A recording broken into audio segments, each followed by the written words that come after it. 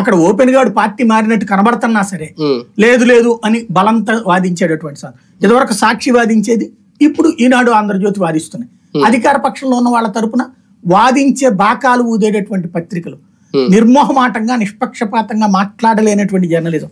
Total Andhra Pradesh సమాజంలో ఈ రోజున బలమున్నోడిది రాజ్యం, బ్రతకగలిగినోడిది రాజ్యం. దమ్ముంటే బతుకు లేదా చావు. ఇది రాజకీయాల్లో ఎవరు అధికారంలోకి వచ్చినా వాళ్ళ బలాబలాలు అయితే నిరూపించుకుంటారు. ఇది రాజశేఖర్ గారి టైం నుంచి చూస్తూనే ఉన్నాం.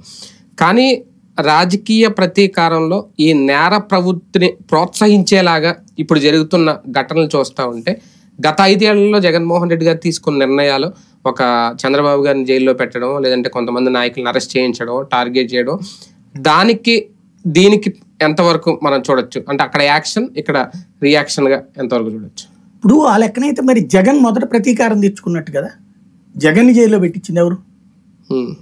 ఇంప్లీడ్ అయ్యి మరీ పెట్టించింది ఎవరు? ఎర్రనాయుడు, అశోక్ గజపతిరాజు, తెలుగుదేశం. వాళ్ళకేంటి సంబంధం?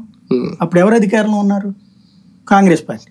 వాళ్ళు పెడితే కేసు మాకేంటి సంబంధం అంటారు. మరి వీళ్ళిద్దరు ఎందుకు ఇంప్లీడ్ అయ్యారు? అంటే జగన్ని జైల్లో పడేయించాలనుకుంది ఎవరు మరి? అప్పుడు దానికి ప్రతీకారంగా జగన్ 16 నెలలు జైల్లో ఉన్నాడు, ఈయన 55 రోజులు పెట్టించాడు. అక్కడతో క్లోజ్ అవ్వాలిగా. మరి ఇప్పుడు ఏమైంది? మళ్ళీ ఇప్పుడు వీళ్ళని జైల్లో పెట్టాలని చూస్తున్నారు కదా. అప్పుడు అంటే మళ్ళీ ఇప్పుడు రేపు మళ్ళీ వాళ్ళని జైల్లో పెడతాడుగా. అప్పుడు ఆ రోజున ఎంతమంది నాయకులు జైల్లో పడేశారు తెలుగుదేశం వాళ్ళని? ఎంతమంది ఉంటారు? మాక్సిమం పెద్ద నాయకుల్లో 10 మందో 8 మంది